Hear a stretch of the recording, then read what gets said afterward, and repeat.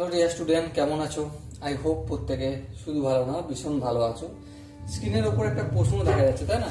তো প্রশ্নটা কি সেটা আগে মন দিয়ে আমরা পড়বো।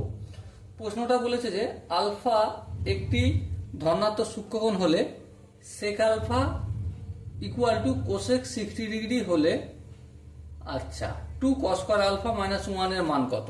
দেখো বলেছে কি sec alpha equal to cosec 60 degree যদি হয় তাহলে কার মান বের করতে হবে?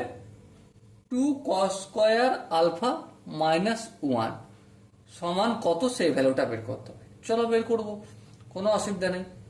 সেক আলফা একটা কারণক 1/cos আলফা লিখতে পারি, হ্যাঁ, ইকুয়াল টু 1/sin এই cosec 60 ডিগ্রি 1 যদি করে এটা কি হবে? sin 60 ডিগ্রি হবে, হ্যাঁ।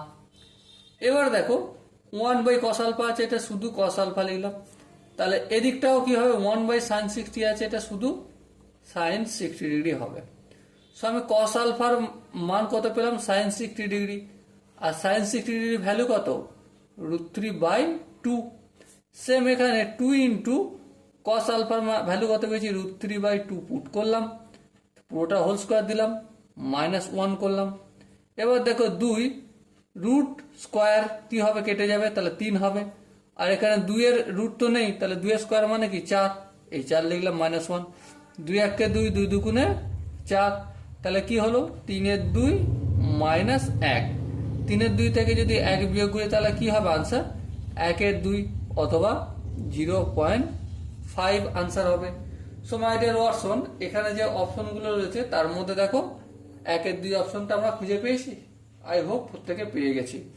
আর প্রত্যেকে আশা করি এই কোশ্চেনের আনসারটা বুঝতেও পেরেছ। যদি কোনো জায়গায় ডাউট থাকে, কনফিউশন থাকে বা ডিসপুট থাকে তো অতি অবশ্যই কমেন্ট বক্স খোলা রইল। ওকে, সো দেখা হচ্ছে পরবর্তী সেশনে। ততক্ষণ পর্যন্ত ভালো থেকো, সুস্থ থেকো এবং জয় হিন্দ।